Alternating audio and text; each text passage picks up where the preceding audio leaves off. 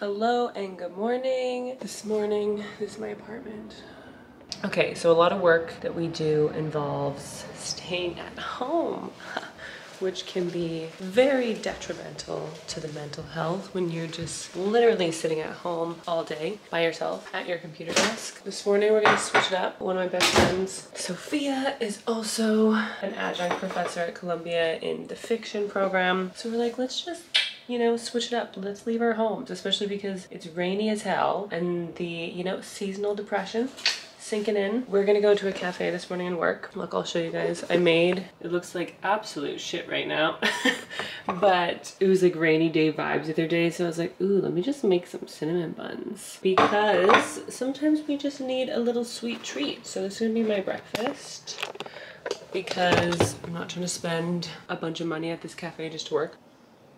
You know, they're pretty good. I could have made them like maybe a little bit more sweet, but overall I'm happy with them. I always go lighter on the sweetness when I do my baked goods because I don't like super sweet things. Just a little bit of sweetness is all we need. My room is an absolute disaster right now, so don't mind that. Here's the fit. Little cargo pants, little t-shirt, very basic, but to the point. Now, boom, the things we need.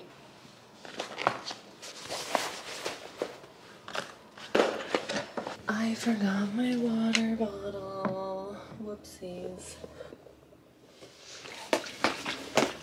Keys. Oh my gosh. You guys have no idea how many times I have forgotten my keys in my own apartment and have locked myself out.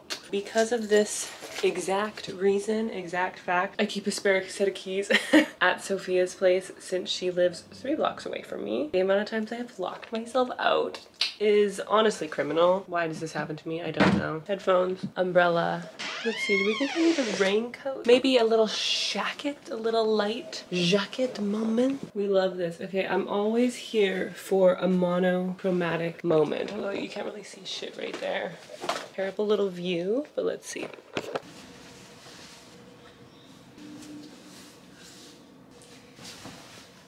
And now it's time to go and meet Sophia and get some work done. I feel like I'm definitely gonna be hungry again because that one little cinnamon bun is not nearly enough, but I'll come home for lunch. Sneakers. I love my AF1s.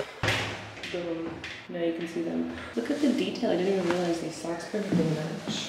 And now it's time to go and do a reading. So what is the reading we're doing this week for my students? So this week we are reading Teresa Marie Mailhot's Heartberries, which is probably the first memoir I ever actually fell in love with. Very excited to hear my students' thoughts on this body of work. It's also very unique because this text isn't like a traditional narrative structure. It's kind of broken down. It really plays with forms. There's a lot of embedded memories, a lot of frame narratives within it. Some people love it, some people hate it, but we'll see what my students think. Time to go to the cafe.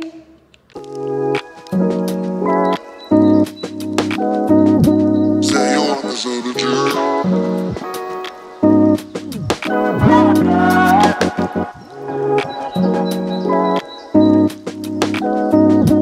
praying that you get to me. Say you want this energy.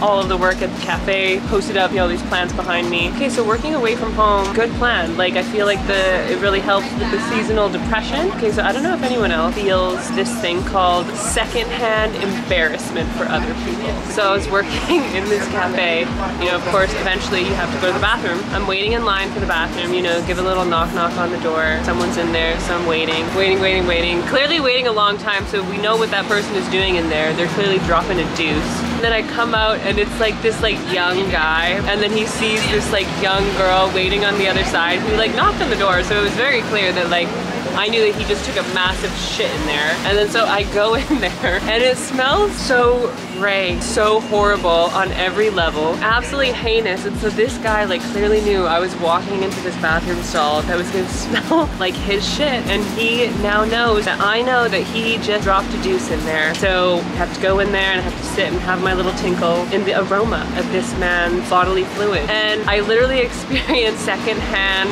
embarrassment for this guy, because if that was me on the other side and some like young cute guy was coming in there after I had just did that, I would be absolutely mortified. So second level embarrassment, this is a very real thing that we experience for other people. But let's look at some cute plants.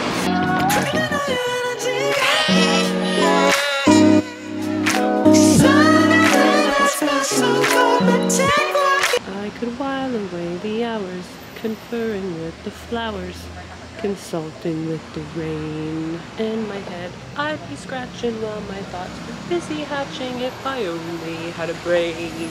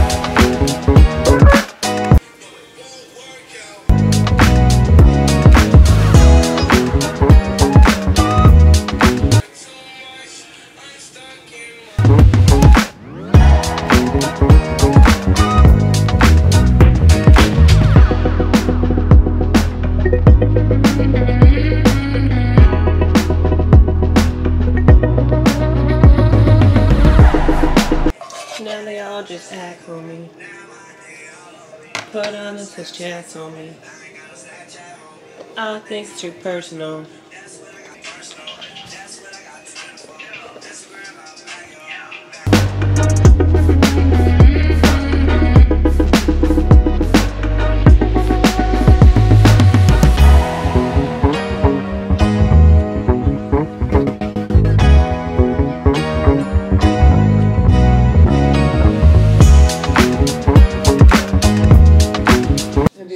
Banana Foster's French toast with brioche. You fry up bananas with some frangelico and like kind of caramelize it. Take 2 pieces of brioche, you put the bananas in between it, dip it in the egg, grill it on all sides.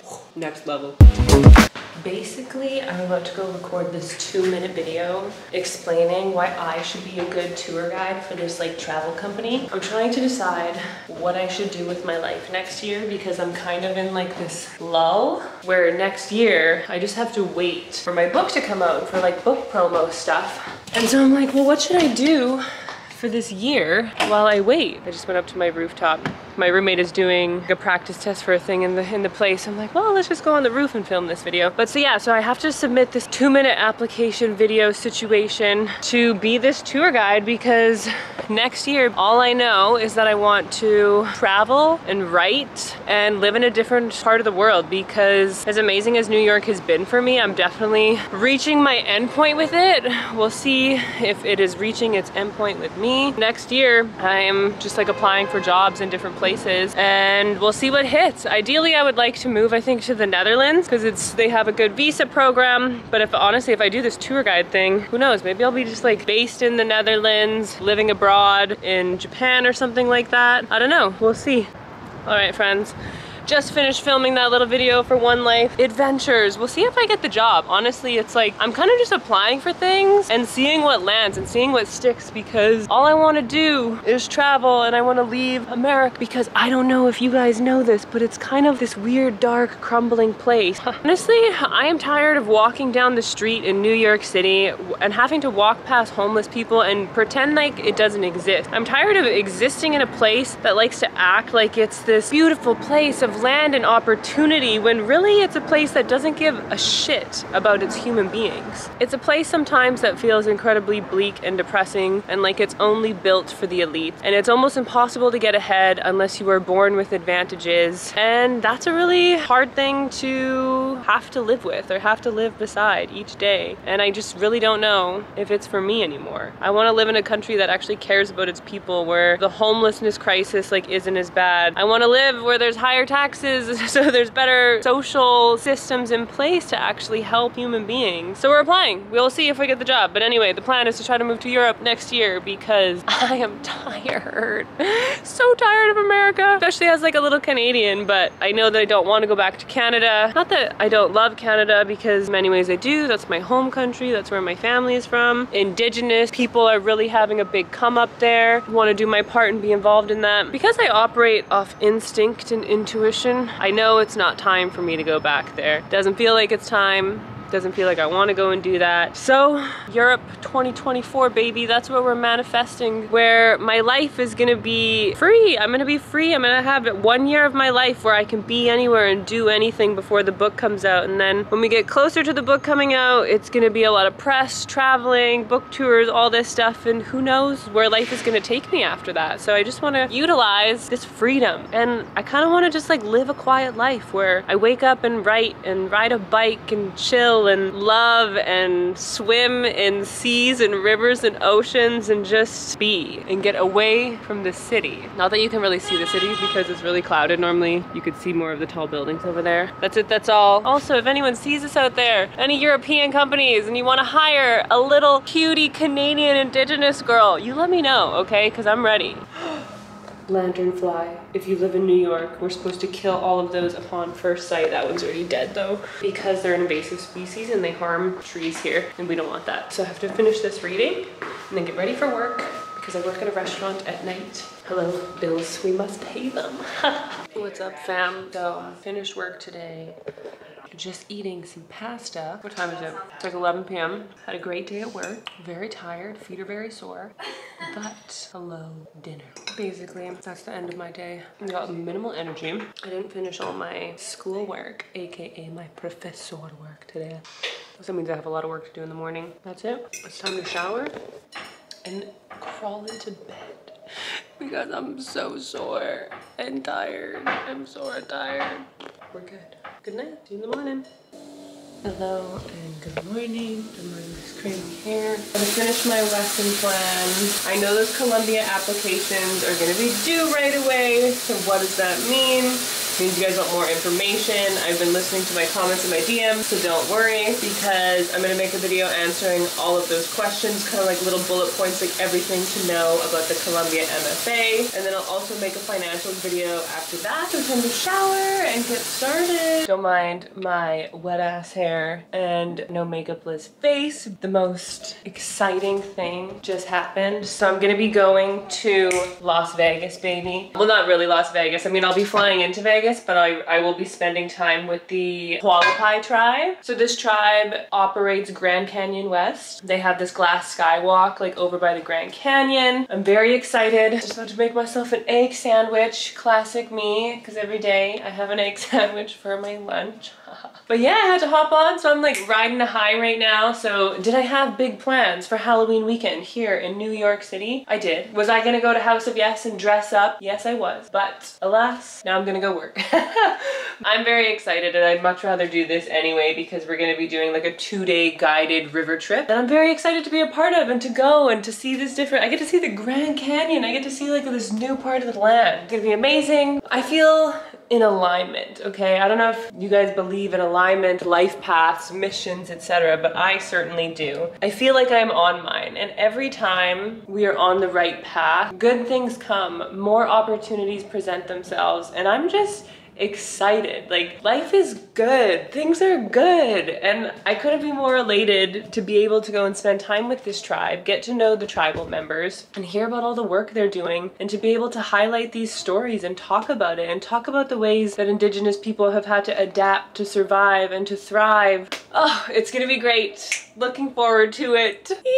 So I think I finally finished my little lesson plan for tomorrow. So we're gonna be talking about voice. What is voice? We're gonna be talking about cultural memoir. Hi, hello. Favorite thing in the whole freaking world, aka what my book is, aka what Heartberries is by Teresa Marie Mailhot, aka which is one of my favorite books, aka what the heck does aka even mean? Does someone know? If someone knows, please write in the comments below, because do you ever notice we say these things sometimes and sometimes we have no idea what the heck they even mean? Like AKA, for example. What does that mean? Obviously ASAP means as soon as possible. There's a few colloquialisms we say. If we just think about it, I'm like, what does this even mean? If you can't tell, I am thinking about colloquialisms today because I am thinking about what is voice. Voice is made up of colloquialisms.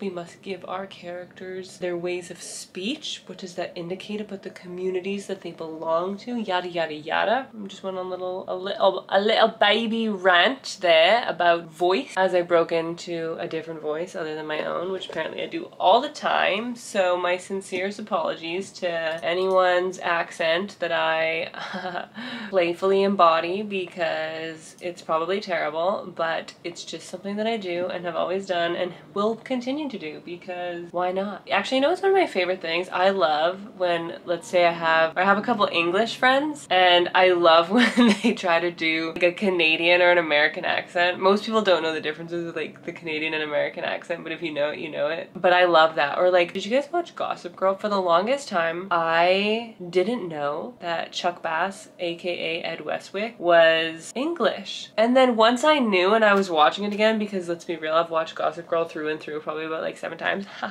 Then you can kind of pick up on it, because then it's like, wait, is that the Chuck Bass voice? The way that he talks, that like little, I'm Chuck Bass, that smooth operator, is that merely just an English person trying to do an American accent? I don't know. Anyway, Ed Westwick, you tell us, you let us know, okay, my dude. But voices, that's what I'm teaching the kids about tomorrow. Very much looking forward to it. Look at, you want to see my lesson plan? But you can't see all of it. Boom, boom, boom. Heartberries by Teresa Marie Mailhot, my friends. Phenomenal memoir that defies genre. It's very unique. I highly recommend it, especially if you want to learn a little bit about Indigenous people. Give it a go. Time to get ready for work and do all of that, and then tomorrow we teach, and then we work at the restaurant, and then we work at the restaurant, and we continue to do all these things, and we hustle and we grind. I guess I should do my makeup and plan my outfit, because I have to dress nice for this job. So it really forces me out of just like my t-shirts and shorts. Don't mind my room, okay? It is a disaster. You can always tell how busy I am through the state of affairs of my bedroom. Like, look at all of these clothes. There's just like clothes still on a suitcase that I just like haven't put away from traveling all summer, because I have to put it up in this cupboard and take out another suitcase to put that suitcase inside of the suitcase. So it's like really just the nesting dolls, Russian nesting dolls of suitcases, which is kind of chaotic and just takes a while. Ooh, look at that. What's behind me? Points if you know what that is from. Under blue moon I saw you, so cruelly you kissed me. You a real one if you know what that's from. Also, she tatted on my arm right here too. What was I saying? Ah, yes. State of affairs of my bedroom for how busy I am. Look at that. New manifestations on my wall, or new affirmations. I said say. Do you see that little card there? That's an ostrich. It's an ostrich card that my family sent to me, because I am the resident ostrich in our family unit. Also, once you see it, you can never unsee it. Like, aren't I an ostrich? Like, I literally look like one. Hello mateys, it's me here, your resident Canadian girl that talks in random accents that are trash. How do I look today? Okay, so like, look at how nice this makeup look is. One of the nice things I like about this job, so normally as a writer, I don't wear makeup. I don't really leave my house that much.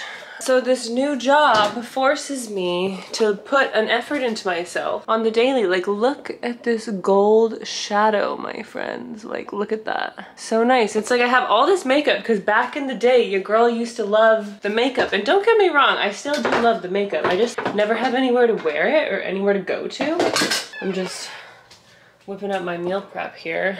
We made a nice big thing of pasta. pasta. Pasta. So I say pasta because I'm from Canada, but some people say pasta. I don't like saying pasta because it makes me sound like a Brit, or it makes me feel fancy or something. Like, excuse me, sir, I'll take the pasta, please. Yes, I'll take the penne, rigate, rigatone, whatever. Yeah, I don't know. We just say pasta in Alberta where I'm from. So that's that. Like, oh my gosh, it's already almost 3 p.m., which means I have to eat my dinner. Okay, so because of my hours, the way that I work, I have to like eat before because I don't like get a break, which means I have to eat my dinner at like 3 o'clock, which is the weirdest thing. And then I have to have like a snack later. Very strange because I am religiously, my friends, like a 6 p.m. eater dinner human. Sometimes I even eat at like 5 p.m. I never know if I'm supposed to look into the lens or into the other side. We're heating and eating the pasta to give myself some energies and some fuel for this shift where I have to interact with people, which I actually love doing, and don't get me wrong, I actually am quite grateful for, because sometimes it gets very lonely. This is not heated up for nearly long enough. Is anyone else out there like, I genuinely don't care if food is cold when I eat it? I actually like and prefer cold pizza. Where's all my cold pizza peoples out there? Now don't get me wrong, a Neapolitan style pizza, I prefer warm, of course. I'm not a monster, you guys. Like this pasta, it's half cold right now and I really don't care. It still tastes good. To be fair, I am in a rush. Here we have a little Italian sausage. Sausage. And then we have some little mushies, some little mushroomies in there. Mushrooms, onion, Italian sausage.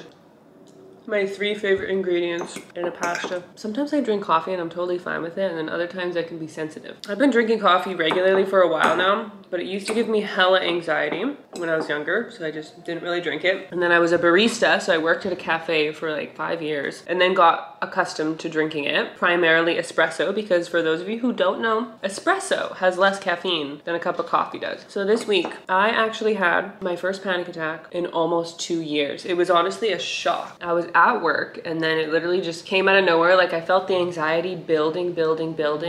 My panic attack homies out there, you know what I'm talking about.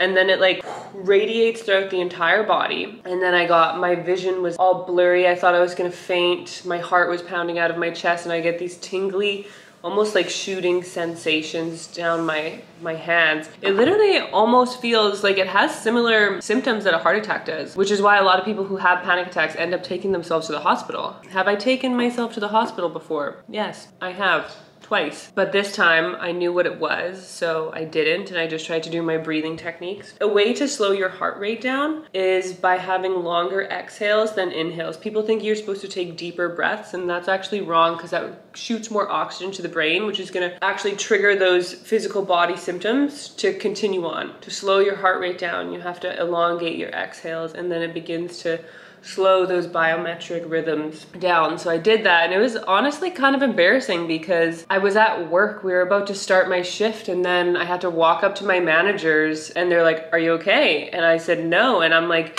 sitting there and like I'm standing there because it took all the strength I could muster up just to stand up from my chair because I was so scared I was gonna faint and fall over. So I walk up to them and I'm like, they're like, "Are you okay?" I'm like, "No, I don't think so." I'm like, "I don't feel well." And I'm like, "I think I'm having a panic attack." And then thankfully they were really great about it, and they're like, "Sit down." They brought me like some sparkling water, and I called my mom and calmed myself down. But then like post panic attack, like I ended up having to go home because I still felt that anxiety. And then post panic attack, the body just kind of is exhausted because you just had this like huge rush and surge of adrenaline spike through you, intense level of panic that you feel. Yeah, I had to go home just because like I knew I needed to shower. If you guys watch my last videos, water has always helped calm my anxiety. And so I just had to go and like stand in the shower, and then curled up on the couch like a little infant and was just watching TV and sipping juice and ginger ale. But that's what we have to do. Thankfully, I know my coping mechanisms. Like I've never taken medication for anxiety or panic attacks. For me personally, even speaking with my doctor, all these medications have side effects. So she was like, it's up to you which side effects you want to live with. You can either choose to live live with those feelings of anxiety and learn how to manage them. Or you can go on medication and have all these other side effects, which are all over the map. Some of them are extreme weight loss, extreme weight gain, memory fog, like fatigue, where you're sleeping all the time and all of these other things. And that's just not something that I wanted. I functioned pretty well. For me, all of these symptoms occurred after something really traumatic that happened when I was about 21. And then that's when these things started happening. So I knew that I just had to work through those fears and it would go away. And so that's what I did. And it did, it lessened. You know, I went from having panic attacks every day to then just a couple times a week, to then just a couple times a month, to then once every couple of months. And then eventually they were not at all. But I had one for the first time in almost 2 years. So you're never like fully in the clear, but at least now I have all of these tools that I know like how to calm myself down. I know how to combat it, but it's different for everyone. I understand that some people really feel like they need medication. I just know like for myself, that's not something that I wanted because I don't know, I never like to rely on external things. And for me, it felt like that would have been a band-aid instead of actually fixing the root cause, since it was a particular traumatic thing. Like, so I just needed to work through that trauma, and I did. And so now, you know, I'm good and I'm great. But I just wanted to share that story because I know I always spread love and positivity and I always talk about the good things, but I think it's really important when we exist on social media to also talk about the more challenging things we've been through, because A, it helps other people, but B, it combats this vision of social media that's warped, that only shows like the highlight reels. And I'm really not about that. I'm all about, this is me, this is all of me, this is the good, this is the bad, this is the ugly, these are the ups and the downs. Like, this is me. I'm a real human being. And I think it's important that we talk about all the ways that we struggle, all the ways that we love, all the ways that, you know, we hurt, and also all the ways that we are filled with joy, because that is real life. Rant over. Thanks for listening to that story. It's gonna be a late night and I have an early morning teaching tomorrow, but all good things. What up, fam? Oh, here I am, posted up in my bed after a hard day's work. It is so much work being on your feet all day. But then I can't even wear like good shoes for your feet because I have to wear freaking nice shoes. I have to wear nice shoes for this position because I have to wear nice dresses. Oh, can you tell I'm exhausted? But look, it isn't the nice purple ambiance nice. Did you know that purple's the color of creativity and wisdom? Yep.